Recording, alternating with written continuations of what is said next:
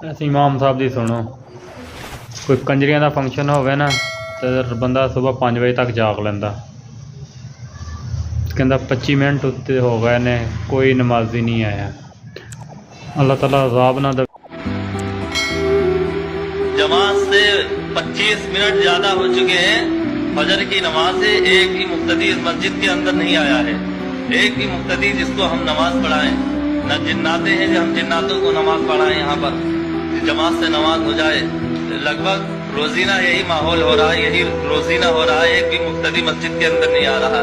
کتنی بے شرمی کی بات ہے، لگ بھگ 150 گھر اس مسجد کے اگل بغل میں 150 گھر، ایک بھی مقتدی اپنے آپ کو سنی کہتے ہیں، ہم حسینی ہیں، اتنا ڈھول بجایا ہے ان لوگوں نے کہ نماز میں نہیں آ پا رہے ہیں۔